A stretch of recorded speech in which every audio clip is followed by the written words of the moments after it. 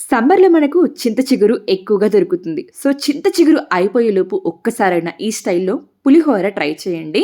చింత చిగురుతో చేసిన పులిహోర, నిమ్మకాయ పులిహోర, చింతపండు పులిహోర కన్నా కూడా అద్భుతంగా ఉంటుంది.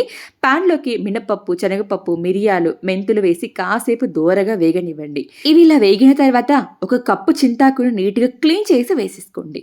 చింతాకు వేసుకున్న తర్వాత ఒక నిమిషం పాటు మిక్స్ చేసుకుంటూ ఫ్రై చేసుకోండి. ఇప్పుడు ఇందులోకి కొద్దిగా ఉప్పు వేసి, కొద్దిగా వాటర్ వేసి చింతాకుని కాస్త మగ్గించండి.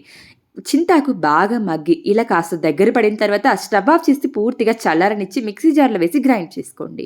ప్యాన్లోకి 2 టేబుల్ స్పూన్ల ఆయిల్ వేసి ఆవాలు, శనగపప్పు, మినప్పప్పు, కాస్త జీలకర్ర కూడా వేసి కాసేపు వేగనివ్వండి. ఇవి వేగిన తర్వాత పల్లీలతో పాటు కాజు వేసుకోండి. కాజు వద్దనుకున్న వాళ్ళు స్కిప్ చేసుకోండి. పల్లీలు లైట్ గోల్డెన్ కలర్ వచ్చిన తర్వాత ఎండుమిరపకాయ, పచ్చిమిరపకాయ, కరివేపాకు కూడా వేసి కాస్త చిటపటలాడనివ్వండి.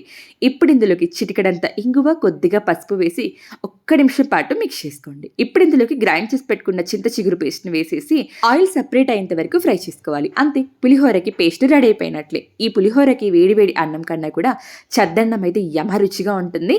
సో, అన్నంలో వేసేసి కొద్దిగా ఉప్పు, అరబద్ద నిమ్మరసం స్కిప్ చేయకుండా ఖచ్చితంగా వేసుకోండి. అంతా వేసి బాగా మిక్స్ చేసుకుంటే చింత చిగురుతో పులిహోర అద్భుతంగా ఉంటుంది. తప్పకుండా ఈ సీజన్ అయిపోయేలోపు ట్రై చేయండి. నచ్చిన వాళ్ళు లైక్ చేసి ఫ్రెండ్స్ అండ్ ఫ్యామిలీ మెంబర్స్కి షేర్ చేయండి.